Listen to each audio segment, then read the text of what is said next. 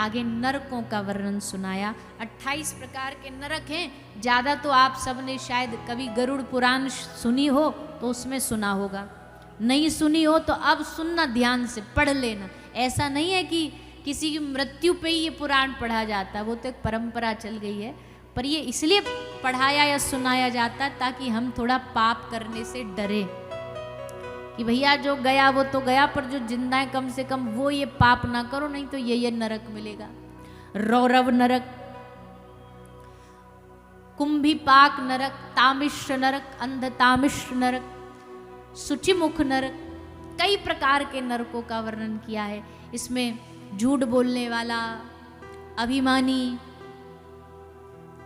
अभी हमने थोड़ी देर पहले कहा जीवों की हत्या करने वाला, छोटे मोटे जीव जंतु को भी मारोगे ना तो नरक जाना पड़ेगा। जैसे बहुत सारे लोग कुछ ज़्यादा तो बड़ा मर्डर नहीं करते, पर मच्छरों को तो जरूर मारते कि नहीं मारते? जैसे सामने दिखा, चटाक से एक मारा और किसी को पता भी नहीं लगता क्योंकि भैया छोटा सा प्राणी है, मार दिया। पर ऐसा नहीं करना चाहिए। हाँ, अपना आप बचाव के लिए तो आजकल बहुत साधन है, वो आप कर सकते हो, पर जबरदस्ती जाके मार देना हमको नहीं लगता। ये जीव तो है ना, आत्मा तो उसके भीतर भी है। कोई देख रहा हो ना देख रहा हो, पर रजिस्टर में एक मर्डर फिक्स हो गया आपका। तो इसलिए बचो, हम तो इतना ही कह सकते, जीव हत्या से बचो, अपराधों से बचो। कहीं रास्ते में जा रहे, भक्त कभी भी देखना, साधु जब भी चलेगा ना तो नजरें झुका के चलेगा, जमीन में देख के चलेगा। कोई चींटी ना आ जाए, कोई कीड़ा मकोड़ा नहीं आ जाए, ये नहीं जानबूझ करके जाके पांव से मसल दिया, उसकी नजरें नीचे होंगी। तो नरकों का वर्णन सुनाया। फिर अजामिल की कथा सुनाई। अजामिल नामक एक ब्राह्मण, इसने भी बड़े पाप किए जीवन में, संग दूषित हो गया। एक दासी के संग में आने से संपूर्ण जीवन दूषित हुआ। और फिर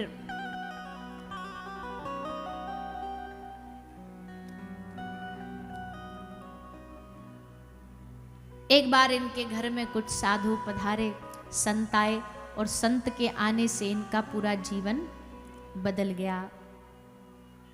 संतों की बड़ी महिमा है भैया। जितना संतों का सानिध्य जीवन में रहेगा ना, उतना जीवन में कल्याण होता रहेगा।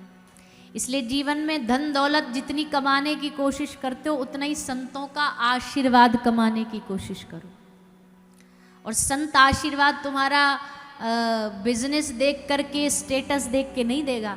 संत कब आशीर्वाद देगा?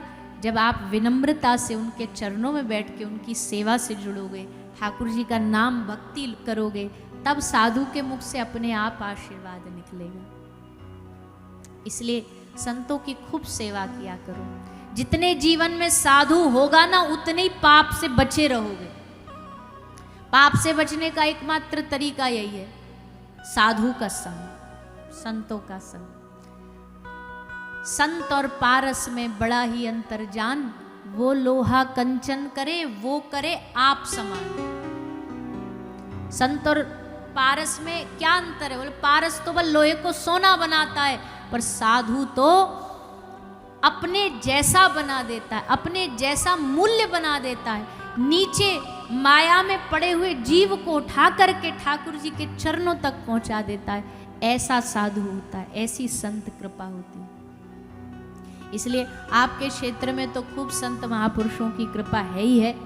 संतों से जुड़े रहिए, संतों का आशीर्वाद लेते रहिए और उनका सानिध्य बनाए रखिए। देखो, अगर बिजनेस सीखना है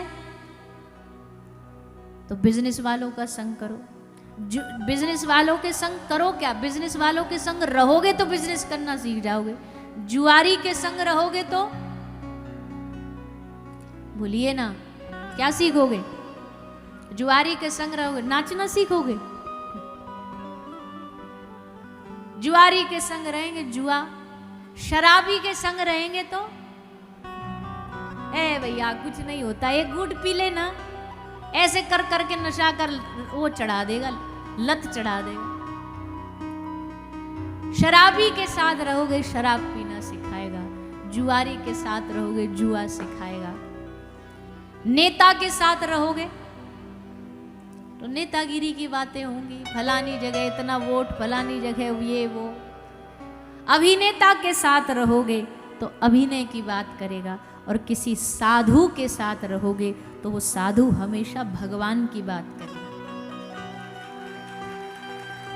साधु भगवान की याद दिलाता है। हमको लगता है कि साधु को देखते ही भगवान की याद आ जाती है, उसके रूप को देखते ही भगवान याद आ जाते हैं।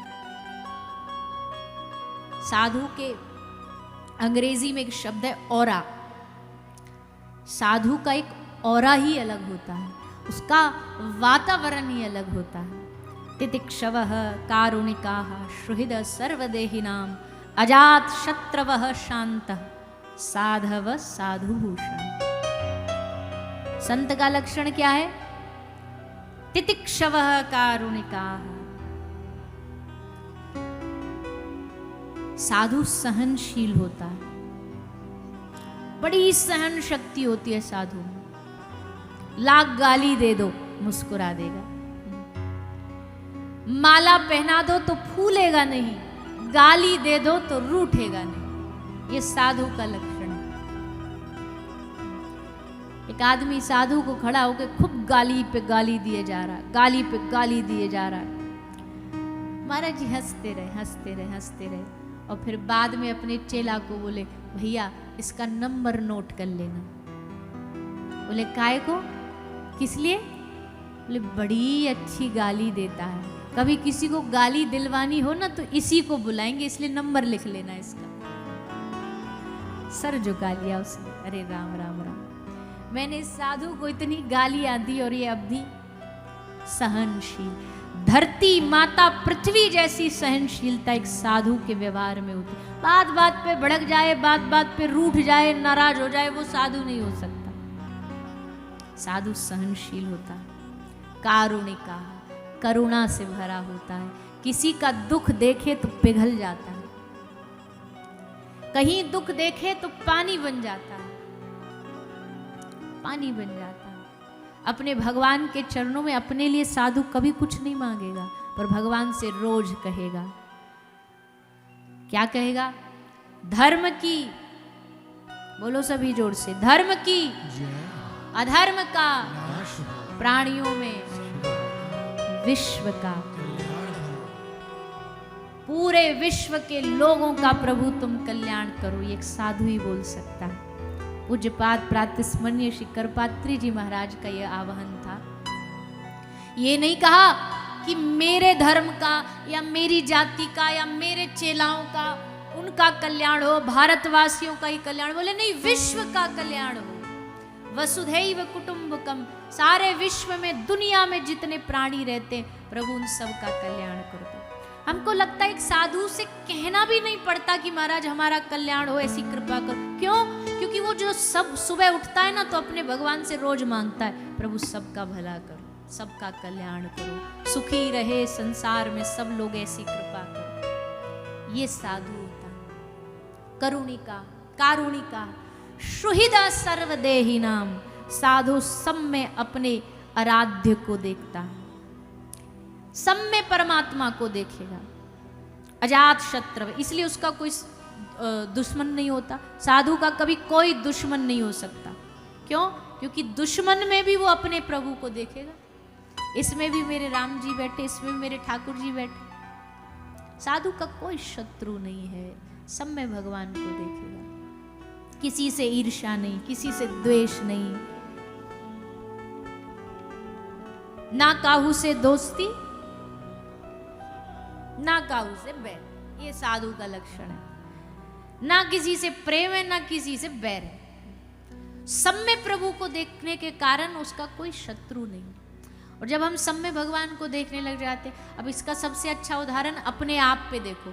हम कभी कभी भोजन करते हैं ना, भोजन करते करते हमारी दांत हमारी जीभ को काट देती है गलती से।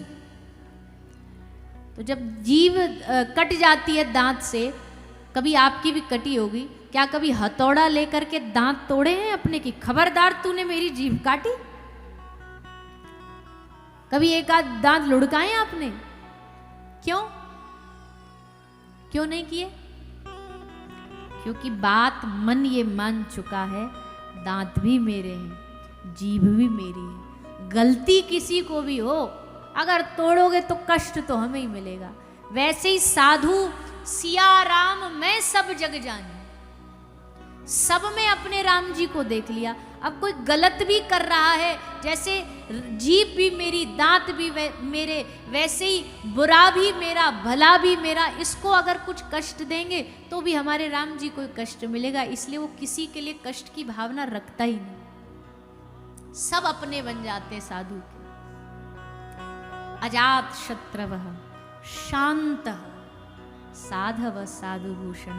भागवत जी का ये श्लोक है, कपिल भगवान ने सुनाया था। साधु का 5वां लक्षण है शांत। साधु बड़ा शांत होता है।